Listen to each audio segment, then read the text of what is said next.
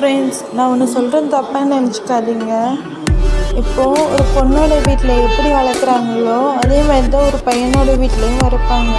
ஒரு பொண்ணுக்கு சொல்லிக் கொடுக்குற வேண்டிய விஷயம் என்னென்னா, நீ கல்யாணம் போகிற இடத்துல எல்லாரையும் ஒன்றா பார்க்கணும், அம்மா அப்பா மாதிரி பார்க்கணுன்ற விஷயம்.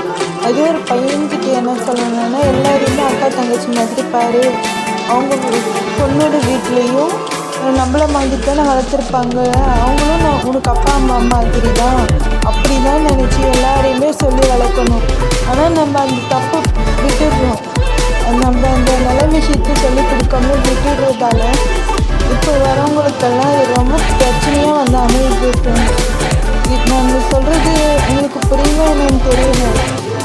பட் இப்போது சின்ன வயசுலேயே நம்ம ஒரு சிலருக்கு சொல்லி கொடுத்து அவங்க ஆழ் மனசில் பதிவு வச்சாதான் அவங்க கொஞ்சம் வளர வளர எல்லாத்தையும் தெளிவடைவாங்க. நம்ம ஏன் எதுக்குன்னு யோசிக்கிறோம். நம்ம ஃபஸ்ட்டு பொம்பளை பசங்கக்கிட்ட தப்பு இருக்கான்னு அது ஆம்பளை பசங்கக்கிட்டேயும் இருக்குதான், யாரும் இப்போ இல்லைன்னு சொல்லலை. ஆனால் நம்ம அப்பா அம்மா கிட்ட அவங்களையும் வளர்த்துருப்பாங்க. அந்த உணர்வை நம்ம அதை அவங்களுக்குள்ள விதைச்சிட்டோன்னா அவங்களையும் அதே மாதிரி வளர தொடங்குவாங்க. எப்போ பார்த்தாலும் நம்ம அப்பா அம்மா தான் வசனவங்க, அவங்க அப்பா அம்மா தான் வசனவங்க எதுவுமே இல்லை. எல்லாருமே இங்கே பாசம் கொடுத்து செல்லம் கொடுத்து இது பண்ணிட்டு தான் வளர்க்குறாங்க. யாரையும் சும்மா ஒன்றும் வளர்க்கலாம். ஆனால் நம்ம இஷ்டத்துக்கு ஒன்று பண்ணுறோம் பார்த்தீங்களா, அதில் அவங்க மனசு வடியுது. அதெல்லாம் என்ன சொல்கிறதுன்னு தெரியல ஃப்ரெண்ட்ஸுக்கு. இதே மனசு ரொம்ப கஷ்டமாக இருக்குது. எவ்வளோ எதை போயிட்டு இருக்கனே எனக்கு சுத்தமாக புரியல. எப்போ பார்த்தாலும்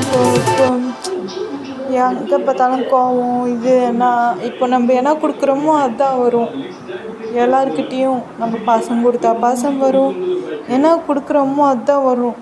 நம்ம கொடுக்காததெல்லாம் நினச்சி பார்த்துட்டு எதுவுமே நம்மளுக்கு அவங்க பண்ணல செய்யலை, இதெல்லாம் தப்பான தனம் ஃப்ரெண்ட்ஸ். நானும் சொல்கிறேன். ஆனால் என் மனசுக்கு என்னதான் சொல்கிறது தெரியல ஃப்ரெண்ட்ஸ். ரொம்ப கஷ்டமாக இருக்குது. யாரை நம்புறது, யாரை நம்பக்கூடாது, ஒன்றுமே புரியல. இந்த உலகத்தில் நம்ம என்னத்தை எடுத்துகிட்டு வந்துருந்தோம், என்னத்தை ஏன் கொண்டு போகிறோம். இப்போது கோவம் வந்து வார்த்தையை விட்டுடுறோம். ஆனால் அந்த வார்த்தையை அழுறது எவ்வளோ பெரிய கஷ்டம் தெரியுமா? அது ஏன் யாருக்குமே புரிய மாட்டேங்குது.